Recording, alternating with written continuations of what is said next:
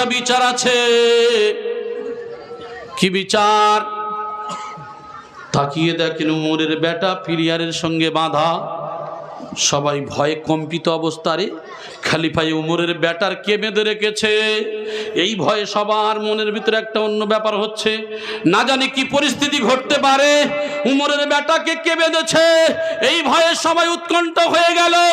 ওই সময় উমর বলছে, কেউ তোমরা ভয় করো না, আমার বেটাকে আমি নিজেই বেঁধে রেখেছি, এর বিচার কিছুক্ষণের মধ্যে শুরু হবে।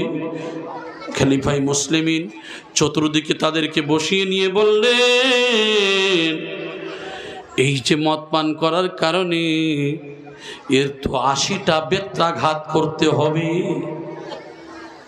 80টা বেত্রাঘাত করতে হবে।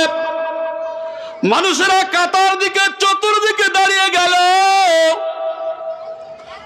উমরের বেটাকে মাঝখানে নেওয়া হলো, জাল্লাদকে বলা হলো চাবুকটা ধরো। চাবুকটা নিয়ে নিলেন, চাবুক চালাতে শুরু করেছে।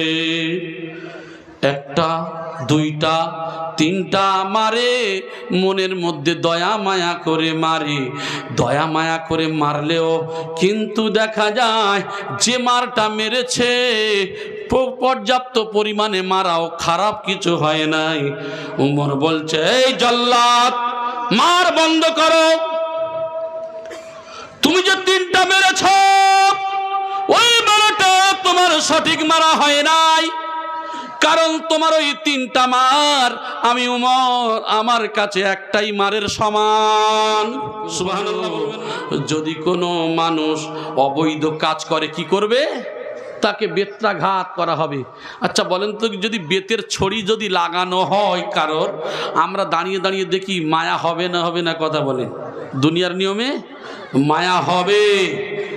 আপনারা অনেক হাজী সাহেবরা গিয়েছিলেন কিসাস বলে যে জায়গায়, মক্কাতে যে জায়গায় শাস্তি দেওয়া হয়, শাস্তি সব জায়গায় দেওয়া হয় না, যেখানে শাস্তি দেওয়া হয় একটা জায়গা আছে, যে জায়গাটা আপনার মসজিদে কিসাস বলে জায়গা, সেই জায়গাটা একটা আলাদা জায়গা, আমরা নিজেরা দেখে এসেছি। যে জায়গাটাতে ওই কিসাস নামক জায়গাতে, ওখানেই শুধু শাস্তি অর্পণ করা হয়। সেখানে অন্যায় করলে তার ওই শাস্তি। আচ্ছা বলেন তো, জানেন অন্যায়কারী যে এই অন্যায় করলে ওই শাস্তি হবে, তাহলে দয়া মায়া করবে না, তাকেই মেরেই ফেলা হবে। বলেন তো দেখি, ওই কাজ আর কেউ করবে বলে মনে হয়? কেন করবে না? জানে এখানে কোনো দয়ার কারবার নেই, তাহলে মেরেই তো ফেলবে, তাহলে দ্বিতীয়বার সে এই কাজ করবে না। আর যদি আমরা দয়া মায়া করে দুঘা দিয়ে যদি ছেড়ে দিই, বিচারক ভাইয়েরা, যেটা আমাদের সমাজে যেটা চালু আছে, করলাম, করার পরে 1 মাস কি 2 মাস জেলে এখানে ওখানে বন্দি করে দিল, আসার পরে সে একটু ভালো থেকে আবার ফের ওই কাজ করে না? করে না? এটাই হলো ইসলামের আইন, এটাই হলো দুনিয়ার আইন, এটাই পার্থক্য। তবে ইসলামের আইন চালু হবে কবে? যেদিনকে ইমাম মেহেদী আসবে সেই দিন হবে। আমার ভাই জানেরা, এবার আপনাদেরকে আমি বলতে চাই, এই যা তাদের প্রতি দয়া অনুগ্রহ করা উচিত নয়। যদি তোমরা আল্লাহর প্রতি, কিয়ামতের দিবসের প্রতি যদি বিশ্বাসী হও, আল্লাহর দিনের প্রতি, আল্লাহর প্রতি যদি বিশ্বাস করে থাকি, বিচার বিচারকের মতো হবে। বিচার, আমার ছেলে অন্যায় করেছে ছেড়ে দেব, আর পরের মেয়ে অন্যায় করেছে তার বাঁশ আচাচা দিয়ে দেব। যেটা আমাদের সমাজে আছে না নাই? আমরা কি করি? যদি আমি বিচারক হই, আমার ছেলেকে আমি কি করে বাঁচাবো চিন্তা। আর যদি অন্যজন যদি হয়, তাহলে মাল ভেড়ার আগে তারপরে দেখি। জি আচ্ছা, দুনিয়ার বিচারকরা বিচার করে 19-20 হয় না? হয় না? কিয়ামতের দিন কিন্তু বিচারের খুব বিপদে পড়বে। এই জন্য করে রাসূলুল্লাহ সাল্লাল্লাহু আলাইহি ওয়াসাল্লামের কাছে আল্লাহর নবীর এক সাহাবী বলছি, ইয়া রাসূলুল্লাহ, আপনি, জাবের রাদিয়াল্লাহু তাআলা বলছি, ইয়া রাসূলুল্লাহ, আমি কি করব? আমি নেতা হব। বলে, তুমি নেতা হবে? তুমি যদি জানতে নেতার কি জ্বালা, তাহলে তুমি দুজনারও দায়িত্ব নিতে না গো। যদি নিতে হয় নেবে, আমার উমর নেবে, উমর ছাড়া কেউ পারবে না। জোরে বলুন সুবহানাল্লাহ। আমি আপনাদের কাছে বলেছিলাম কি, আমার খেয়াল নেই, সেই সূত্রে এখানে একটাই কথা আসবে, আমরা যে বিচার করি দয়া মায়া লাগবেই লাগবে, ঠিক কিনা? খলিফায়ে মুসলিমিন উমরের বেটা মদ পান করেছে, ফজরের নামাজ পড়তে যাচ্ছেন, নামাজের সময় খলিফায়ে মুসলিমিন উমরের বেটার সঙ্গে দেখা। এমন করে বেটা মদ পান করেছে, মদ পান করার পরে একটা অনেক ঘটনা আমি ছোট্ট করে বলছি। খলিফায়ে মুসলিমিন উমর বুঝতে পেরেছেন যে সময় মদ হারাম হয়ে গেছে, সঙ্গে সঙ্গে ধরে নিয়ে মসজিদের গায়ে, মেম্বারের গায়ে বেঁধে রেখেছেন, খাম্বারের গায়ে, পিলিয়ারের গায়ে ভালো করে বেঁধে দিয়েছেন। নামাজের ওয়াক্ত হয়ে গেল, সময় হয়ে গেছে, ইমামতি করবেন উমর। নামাজ হয়ে গেল, সালাম ফিরিয়ে দিয়ে বলছেন, ও আমার সঙ্গী সাথীরা, ও মুক্তাদি গণীরা, আপনারা যাবেন না, একটা বিচার আছে। কি বিচার? তাকিয়ে দেখেন উমরের বেটা পিলিয়ারের সঙ্গে বাঁধা। সবাই ভয়ে কম্পিত অবস্থায় খলিফায়ে উমরের বেটার কে বেঁধে রেখেছে, এই ভয়ে সবার মনের ভিতরে একটা অন্য ব্যাপার হচ্ছে, না জানি কি পরিস্থিতি ঘটতে পারে। উমরের বেটাকে কে বেঁধেছে, এই ভয়ে সবাই উৎকণ্ঠ হয়ে গেল। ওই সময় উমর বলছে, কেউ তোমরা ভয় করো না, আমার বেটাকে আমি নিজেই বেঁধে রেখেছি, এর বিচার কিছুক্ষণের মধ্যে শুরু হবে। খলিফায়ে মুসলিমিন চতুর্দিকে তাদেরকে বসিয়ে নিয়ে বললেন, এই যে মদ পান করার কারণে এর তো 80টা বেত্রাঘাত করতে হবে, 80টা বেত্রাঘাত করতে হবে। মানুষেরা কাতার দিকে চতুর্দিকে দাঁড়িয়ে গেল। উমরের বেটাকে মাঝখানে নেওয়া হলো, জাল্লাদকে বলা হলো, চাবুকটা ধরো। চাবুকটা নিয়ে নিলেন, চাবুক চালাতে শুরু করেছে। একটা, দুইটা, তিনটা মারে, মনের মধ্যে দয়া মায়া করে মারে। দয়া মায়া করে মারলেও কিন্তু দেখা যায় যে মারটা মেরেছে পর্যাপ্ত পরিমাণে মারাও খারাপ কিছু হয় নাই। উমর বলছে, এই জাল্লাদ, মার বন্ধ করো। তুমি যে 3টা মেরেছ, ওই মারাটা তোমার সঠিক মারা হয় নাই, কারণ তোমার ওই 3টা মার আমি উমর আমার কাছে একটাই মারের সমান। সুবহানাল্লাহ বলবেন না? বিচারক দেখেন নিজের ছেলে, নিজের সন্তানের শাস্তি। ওমর বলছে, তুমি 3টা যে মেরেছ আমার কাছে একটার সমান। কম্পিত অবস্থায় তারপরেও উমরের কথা শুনে আশ্চর্য হয়ে গেল। উমর রাদিয়াল্লাহু তাআলা নিজে চাবুকটা হাতে তুলে নিলেন, নিজে হাতে চাবুক তুলে নিয়ে মারতে শুরু করে দিলেন। 1টা, 2টা, 3টা, 4টা, 5টা, 50টা যেতে যেতে উমরের বেটা দুনিয়া থেকে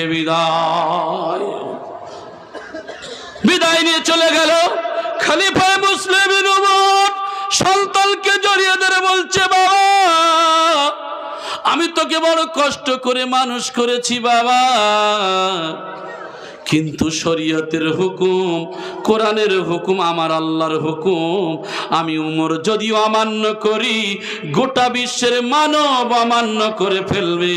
আমি উমর তোমার থেকে আমার আল্লাহর হুকুমকে বড় ভালোবাসি।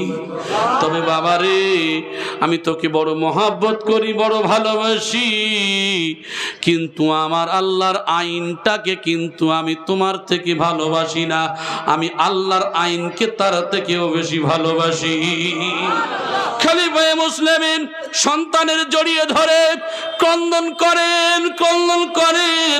দুনিয়ার মহাব্বত, দুনিয়ার ভালোবাসা তো থাকবে, তারপরেও দাফন কাফনের ব্যবস্থা করা হলো। দাফন কাফনের ব্যবস্থা করে দিয়ে, দাফন করে দিয়ে বেত্রা তুলে নিলেন। 30টা তো এখন পর্যন্ত বাকি। দাফন করে দিয়ে কবরের উপরে 30টা চাবুক চালিয়েছিলেন, তিনি হলেন খলিফায়ে উমর। আমার ভাই জানেরা, সেই উমরের বংশধর হলো সুফি মুফতি আজল গাজী রহমাতুল্লাহ আলাইহি। তার বিচারটা এইরকমই হওয়া উচিত, এমন এইরকমই বিচার। আমার ভাই জানেরা, আমি আপনাদেরকে বলতে চাই, আল্লাহর মেহবুব বান্দাদের দিকে লক্ষ্য করেন। সবল সিংহপুরী রহমাতুল্লাহর কিছু ইতিহাস আমার মনে আছে, তবে আমি অত ভেঙে বলতে চাচ্ছি না, কিছু বিচারের কথা। তবে আমি আপনাদেরকে একটু বোঝাই দিলাম খলিফা উমরের ইতিহাসের দিকে। আপনারা জানেন তিনি এমন স্টিক, এমন ক্ষমতা, এমন দাপট ছিল যে মানুষ সামনে দাঁড়িয়ে বুঝতে পারতেন যে দেখলে যেন আল্লাহকে মনে করিয়ে দেয়, ঠিক কিনা? আল্লাহর মেহবুব বান্দার দিকে দেখলে মনে হয় যিনি একটা প্রকৃত আল্লাহর মেহবুব বান্দা। আমার ভাইজানেরা, একটা চোর তার মুখের দিকে তাকালে বুঝতে পারবেন, একটা অপরাধী তার যখন বিচারের মাঠে নিয়ে আসবেন মুখের দিকে তাকালে বোঝা যায় মুখের ফেসটা। আমার আপনার কিছু বোঝার ক্ষমতা আছে না নাই? কথা বলেন। মুখের ফেস দেখি মানুষের ভালো মন্দ অনেকটা অনুমান করা যায়। আমরা তো কিছুই বুঝি না, অনুমান কিছুটা অন্তত কিছু বোঝা যায়। আমার বলার উদ্দেশ্য হলো উমর রাদিয়াল্লাহু তাআলা আনহু এরকম বিচারক ছিল যে উমরের বিচারটা এত স্ট্রিক্টলি, এত ক্ষমতাবান যে বিচার তার কাছে নিজের সন্তান বিচারটা সঠিক পেয়েছে। আপনারা জানা ইতিহাস, একজন মুসলিম একজন ইহুদি আল্লাহর নবীর খলিফার কাছে বিচার নিয়ে গেছে। উমর রাদিয়াল্লাহু তাআলা আনহুর কাছে বিচার নিয়ে গেছেন। বলছে এর আগে কার কাছে বিচার নিয়েছো? বলে নবীর কাছে। নবীর কাছে বিচার নিয়ে গেছে, পছন্দ হয় নাই? বলে না, ইহুদির পক্ষে রায় দিয়েছে। বলে ঠিক আছে, একটু দাঁড়াও। চলে গেলেন কামরার মধ্যে, বার হয়ে আসলেন তরবারি নিয়ে, ওই মুসলমানকে এদিক থেকে চালিয়ে ওদিকে করে দিলেন। তখন রটে গেল উমর মুসলমানকে হত্যা করেছে। আল্লাহর নবী বললেন না না, উমর মুসলমানকে হত্যা করে নাই, উমর তো সঠিক বিচারটাই করেছে। আমার বলার উদ্দেশ্য হলো হিন্দু হোক, মুসলমান হোক, জৈন হোক, খ্রিস্টান হোক, একজন বিচারকের দায়িত্ব হলো এটাই, সঠিক বিচার করা। সে আমার ভাই হলেও অন্যায়কারী। একজন জজ যদি হয়ে থাকেন, জজ কোন মুসলমানের জজ হতে পারে না, কোন হিন্দুর জজ হতে পারে না, কোন খ্রিস্টানের জজ হতে পারে না। ওই জজ তার দায়িত্ব হলো বিচার করা, সঠিক জায়গায় বসে সঠিক বিচার করবে। ওই বিচার যদি 19-20 হয়ে যায়, কাল কিয়ামতের ময়দানে তার হিসাবের কাঠগড়াতে দাঁড়াতে হবে। এত সহজ নয় আমার ভাই জানেরা। সেই জন্য করে আপনাদের অনুরোধ করে বলবো, পায়ে ধরে বলবো, শরিয়তকে মান্যতা দিন, আল্লাহর রসুলের তরিকাকে মেনে নিন। আমরা যারা দায়িত্বে আছি, বরং কি করব, কোনো যদি বিচারক, কোনো যদি মানুষ, কোনো অন্যায়কারী যদি আমাদের কাছে আসে, বাদী বিবাদী, আমাদের কাছে দায়িত্ব হলো, আমার ভাই তুমি তো মুসলমান, তুমিও তো হিন্দু, বা তুমিও তো মুসলমান, না না তোমরা তো ভাই ভাই, সামান্য এক বিগত, এক হাত, অমুক তমুক এই জমিনের জন্য, জায়গার জন্য কেন বিবাদ করো ভাই? আমার হুজুর কিবলা আপনার জানেন, এই যে হুজুর কিবলা যিনি গদ্দিনসীন, ইনি একদিন বয়ানের মাধ্যমে বলেছিলেন যে বাবা এক বিগত, এক হাত জায়গার জন্য মামলা করতে যেও না বাবা, কত টাকা তোমার চলে যাবে, অথচ সব বেকার হয়ে যাবে। ও বাবা, একটা হাত যদি ছেড়ে দাও, সেও তোমার ভাই, তোমার পাড়া প্রতিবেশী, তোমার গ্রামের ভাই। ওই এক হাত ছেড়ে দেওয়ার জন্য অনন্ত জীবন কবরে শুয়ে শুয়ে সদকায়ে জারিয়ার সওয়াব পাবে। কিসের ঝগড়া, কিসের ঝগড়া করেন? ও ভাই জানেরা, ওই এক হাত জায়গা যে ছেড়ে দিয়েছে, ওই জায়গাটা তার উপকারে লেগেছে, জেনে রেখে দেবেন। ওই যে ব্যক্তি ব্যবহার করছে আর আপনার কবরের সঙ্গে সাদকায়ে জারিয়া হয়ে গেছে, আপনার পা ঘুরিয়ে পৌঁছাচ্ছে প্রত্যেক দিন। এই জন্য করে আমাদের দায়িত্ব হলো ভালোবাসা দিয়ে বোঝানো। আমরা কি করি, বরং আমরা বলি এই এক কাজ কর, দুই পার্টি এসেছে, এক পার্টি প্রথম জানালো, আমি বলছি তুই তমলুক থানায় গিয়ে আগে কেস কর। আবার এক পার্টি পরে এসেছে, বলে তোর এরম করেছে, বলে হ্যাঁ, তুই আর এক কাজ কর, তুই তমলুক থানায় গিয়ে তুইও লাগা। কাজ কারবার দেখেছেন, এদিকে এরও বললো, ওদিকে ওরও বললো।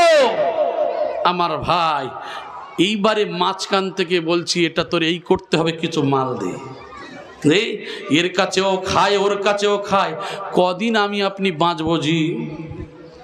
আরামে থাকবেন, আরামে খাবেন, 10 বছর 20 বছর। ইন্নাল্লাহা আলিমুন খাবীর, ইন্নাল্লাহা আলিমুম বিজাতিস সুদূর। যার দেখার সে ঠিক দেখছে, যার খবর ঠিক খবর রেখে দিয়েছে। কেননা দুই কানে তো দুইজন সিসি ক্যামেরা বসানো আছে। ওই 2টা সিসি ক্যামেরার সম্পর্কে আমি বলেছিলাম, এই 2টা সিসি ক্যামেরা সব সময় রেডি হয়ে আছে।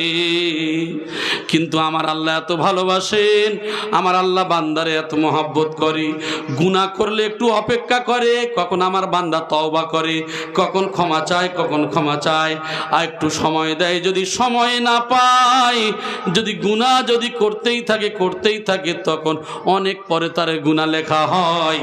আর বান্দা যখন একটা নেকি করে, সঙ্গে সঙ্গে লেখা হয়। জোরে বলেন সুবহানাল্লাহ। হে মানুষ, একবার কি চিন্তা হয় না, ফিকির হয় না, একবার কি ভাবনা?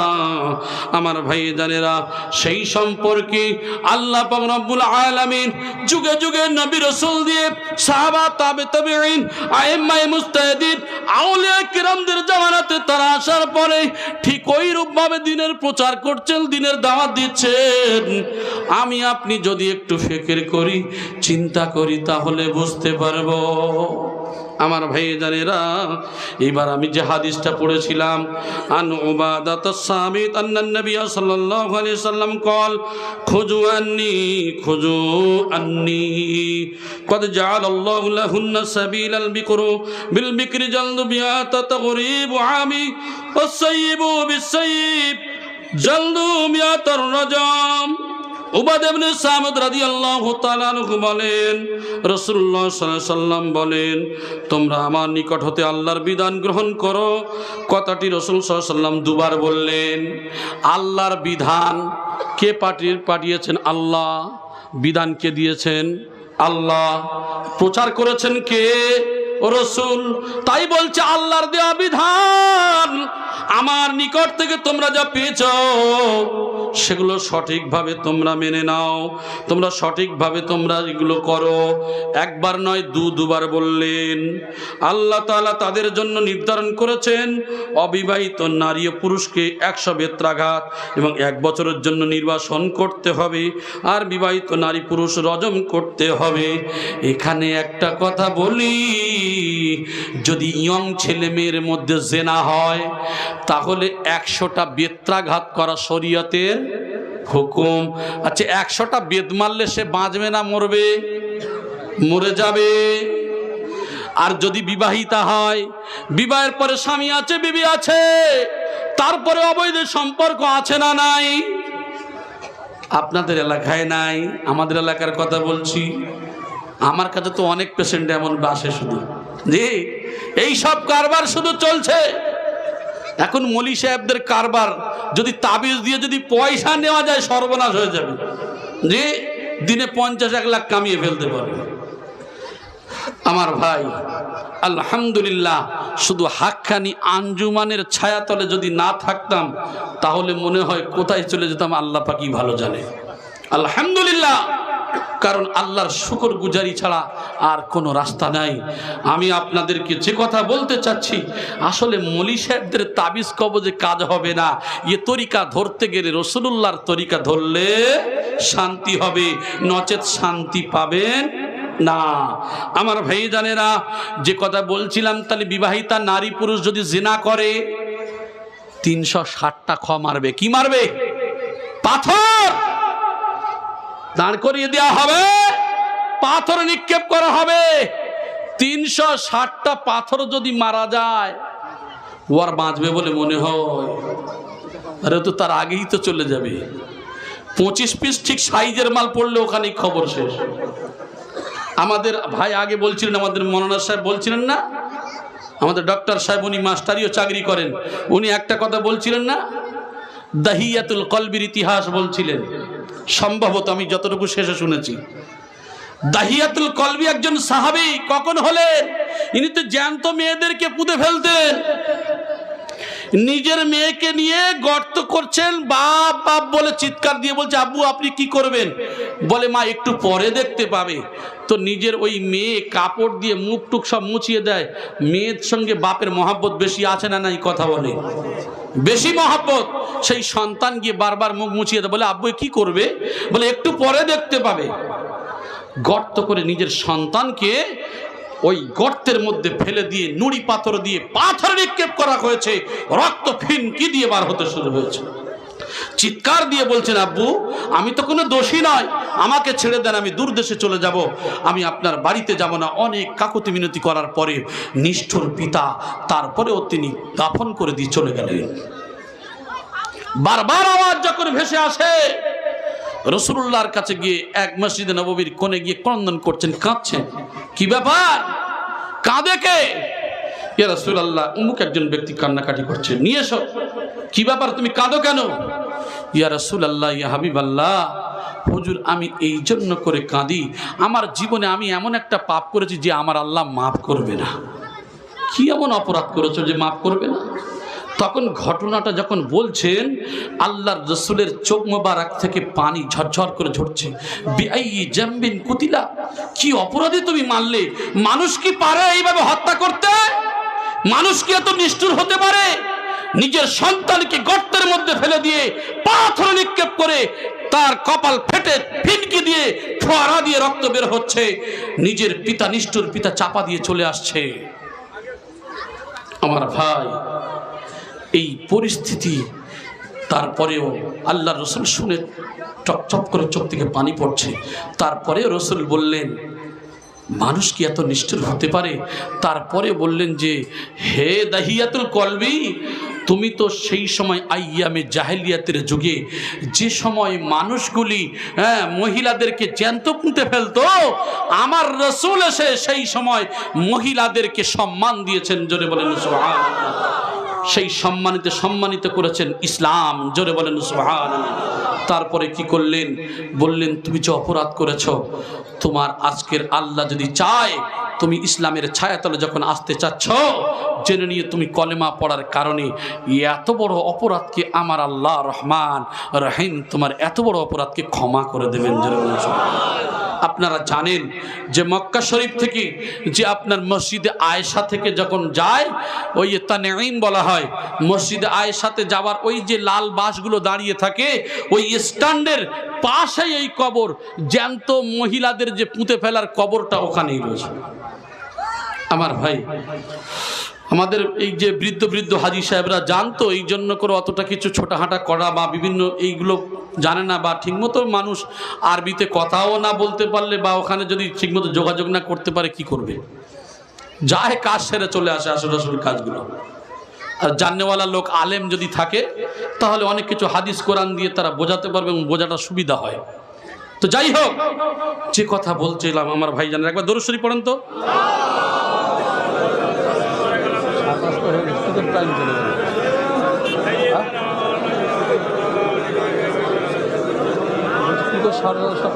ক্লান্ত হয়ে গেছে, পার হয়ে গেল।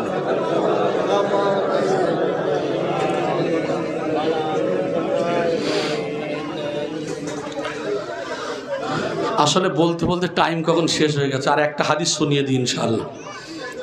আমার ভাই একটু মুহাব্বতের সঙ্গে দরুদ শরীফ পড়েন, উঠবেন না কিন্তু এই টাইমে। একটা হাদিস শুনিয়ে দেবো ইনশাআল্লাহ।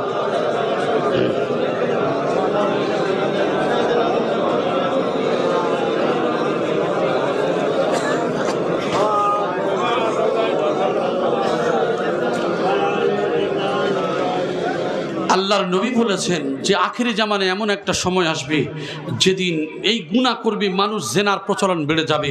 আজকের সমাজে দেখেন যে স্বামী স্ত্রী, স্ত্রী স্বামীর মধ্যে মহাব্বত নেই, অবৈধ সম্পর্ক, মানুষ ব্যবসার উদ্দেশ্যে ইনকামের জন্য সৌদি আরব, কাতার, দুবাই, আপনাদের এই সমস্ত এলাকাতে চনসারপুর বলেন, আমি যতটুকু এই সমস্ত এলাকাতে ঘুরেছি, বিভিন্ন জায়গায় দেখেছি বিভিন্ন মানুষ প্রবাসে তারা যায় ইনকামের জন্য, কিছু উপার্জন করার জন্য। আচ্ছা, তারা যে প্রবাসে যায় বউ বাচ্চা সব ছেড়ে দিয়ে কাদের আরামায়েশের জন্য যায় বলেন তো? এই বিবি বাচ্চা ছেলে মেয়ে বাম্মা এইসবের জন্য তো যায়। অথচ তারা চলে যাওয়ার পরে এরা কি করে? বিভিন্ন অবৈধ সম্পর্কের সঙ্গে জড়িয়ে পড়ে। এই শাস্তি যদি আজকের লাঘব থাকতো, এই ভারতবর্ষে জেনা বার হয়ে যেত, যেটা আজ পর্যন্ত সেখানে চালু আছে এবং ছাড়া হবে না, দয়া মায়া তো করা হয় না। আমার স্বচক্ষে দেখলাম, কি কারণে আমি অত শুনিনি, মক্কাতে আপনার আব্দুল আজিজ গেটের বাইরে দেখলাম একজন মহিলাকে হাতটা ধরে পিষে তার পিঠের উপরে পুলিশরা দিকে দেখে পা দিয়ে তুলে মারাচ্ছে। বাঁধার সময় মহিলা পুলিশ, তারা সঙ্গে সঙ্গে পিছনে হাত দিয়ে পিষে, একদম সে মায়া দয়া নেই। আমার দেখে যেন কেমন একটু কষ্ট হলো। কি কারণ আমি অত শুনলাম না, কারণ নামাজের সময় হয়ে আসছে, তাড়াতাড়ি চলে গিয়েছি। তো এগুলো দেখে অবাক হয়ে যায় যে সেখানকার যে বিচার ব্যবস্থা কত কড়া। এই জন্য করে তারা দোকান খুলে নামাজ পড়তে যায়, এমনি ওসব ভয় সেখানে নেই। আলহামদুলিল্লাহ। আমার ভাই, একটা হাদিস যেটা বলছিলাম এটাই বলে শেষ করে দিই। আবি হুরায়রা রাদিয়াল্লাহু তাআলা قال رسول الله صلى الله عليه وسلم ثلاثة لا يكلمهم الله يوم القيامة ولا يزكيهم قال أبو معاوية ولا ينظر إليهم ولا هم عذاب عليم شيخ زان مالك الكذاب عين المستكبر। আবু হুরায়রা রাদিয়াল্লাহু তাআলা আনহুর বর্ণনা, রাসূলুল্লাহ সাল্লাল্লাহু আলাইহি ওয়াসাল্লাম বলেছেন, তিন শ্রেণীর লোকেরা আল্লাহ তাআলার সঙ্গে কিয়ামতের দিন কথা বলবেন না। আল্লাহ তাদের সঙ্গে কথা বলবেন না। কয় শ্রেণীর মানুষ? তিন শ্রেণীর মানুষ যাদের সঙ্গে আল্লাহ কথা বলবেন না। আচ্ছা বলেন তো দেখি, আমরা এই তিন দলের মধ্যে থাকতে চাই বলে মনে হয়? আল্লাহর সঙ্গে আমরা কথা বলতে চাই না? চাই না? আমি অলেদাইনা মাজিদ, এই মাজিদ সম্পর্কে ঘটনা আমি আপনাদের যত সম্ভব কাকগাছিয়াতে আলোচনা করেছিলাম। এই মাজিদ নামক যে একটা জান্নাতের একটা মাঠ থাকবে, যে মাঠ জিবরাইল 600 ডানা নিয়ে ঘোরার পরে বলবে, আল্লাহ বলবে, জিবরাইল তুমি ঘুরেছো, আর কি ঘুরবে না? বলে না, 600 ডানা, একটা ডানা মারলে যে কত হাজার মাইল চলে যায়, 600 ডানা তার ব্যথা হয়ে যাবে। বলছে ওই মাঠের কতটা ঘুরলে গো? বলছে তুমি এখন একটা কোনও ঘুরতে পারোনি। সুবহানাল্লাহ বলে। তাহলে এই মাজিদ নামক মাঠের ইতিহাস অনেক রয়েছে। তো যাই হোক, আমরা তো চাই সেই আল্লাহর সঙ্গে, অবশ্যই আল্লাহ আমাদের সঙ্গে কথা বলুক, ঠিক কি না? সেই তিন দলের মধ্যে আমরা থাকতে চাই না। আল্লাহ পাক রব্বুল আলামিন যে কথা বলবেন না, তাদের তিনি পবিত্র করবেন না। ওয়ালা ইউযাক্কিহিম, তাদেরকে পবিত্র করা হবে না। শুধু তাই নয়, অন্য বর্ণনা রয়েছে তাদের দিকে তাকাবেন না। তাকাবেন না, রহমতের দৃষ্টি দিয়ে তাকাবেন না। তাহলে তাদের জন্য রয়েছে যন্ত্রণাদায়ক শাস্তি। নম্বর 1, বৃদ্ধ বয়সে জিনা করা। বুড়ো বয়সে চিন্তা করছি, অনেকেই আছে বৃদ্ধ বয়সে সে বুড়ি যেমন বাড়িতে রেখে জোয়ান ছড়ি পয়সার লোভে ধরে রেখেছে। জি, আমি যাচ্ছি না, আপনাদের খুব জানা ইতিহাস, খুবই জানা, যেটা নিয়ে খুব তোড়জোড় চলছে, বুঝতে পেরেছেন? এই সমস্ত বৃদ্ধ বয়সে টাকা থাকলে দেখবেন বৃদ্ধ বয়সে মানুষ, জোয়ান যুবতী, এক শ্রেণীর মহিলারা লোভে পড়ে না? পড়ে না? ওরা বৃদ্ধ মানুষ হলেও চালিয়ে যায়, কিসের জন্য? টাকার জন্য। আমার ভাই, তাহলে বৃদ্ধ বয়সে যারা জিনা করে এদেরকে পবিত্র করা হবে না, এদেরকে আল্লাহ কথা বলবেন না, এদেরকে, এদের দিকে অন্য রিওয়ায়াতে এসেছে রহমতের দৃষ্টিতে তাকানো হবে না। নম্বর 2, মিথ্যাবাদী শাসক যারা দলের প্রতিনিধি, এই শাসক যারা, এরা যদি মিথ্যাবাদী হয়, আলহামদুলিল্লাহ আপনাদের এলাকায় ভালো, আমাদের এলাকার কথা বলছি, 24 পরগনার শাসক যারা, এরা কিন্তু মিথ্যা কথা বলে। তাহলে মিথ্যাবাদী শাসক, তাহলে আমরা হয়তো অনেকেই ভাবছি যে গীবত করছি বা ঠাট্টা, না, এ ভুল আমাদের মধ্যেও আছে। ভাববেন না শুধু শাসক বলে। আরে শাসক বলতে আপনি ভাবছেন শুধু পার্টির নেতা, আপনি আপনার ফ্যামিলি মেম্বারের মধ্যে শাসক। কোথায় আঙ্গুল তুলছেন? এর ব্যাখ্যা করলে অনেক পড়ে যাবে। আপনার ফ্যামিলির মেম্বারের মধ্যে আপনি শাসক। আজকের তুমি এক কাজ করো তো, আজকের এইটা নিয়ে আসবে।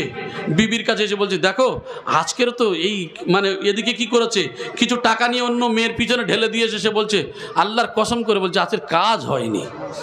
বুঝতে পেরেছেন? বা যে কোনো একটা ফর্মুলা দেখিয়ে দিল। তাহলে শুধু পার্টির নেতা নয়, আপনিও নেতা আপনার ফ্যামিলির জন্য। এ ব্যাখ্যা অনেক রয়েছে, বললে আবার 2 ঘন্টা সময় যাবে আমার ভাই। তাহলে মিথ্যাবাদী শাসক। নম্বর 3, অহংকারী দরিদ্র ব্যক্তি, গরিব গৌরবী। কেমন? একটা রিস্কাওয়ালা দাঁড়িয়ে আছে, রিস্কাওয়ালা দাঁড়িয়ে আছে রিক্সা নিয়ে। এখন ওর সঙ্গে ঝগড়া, জায়গা নিয়ে ঝগড়া। সে যাওয়ার পরে এসে বলছে, দাদা আপনি যাবেন বুড়ারি বাজারে? মুখে দিতে বলছে, না না যাব না।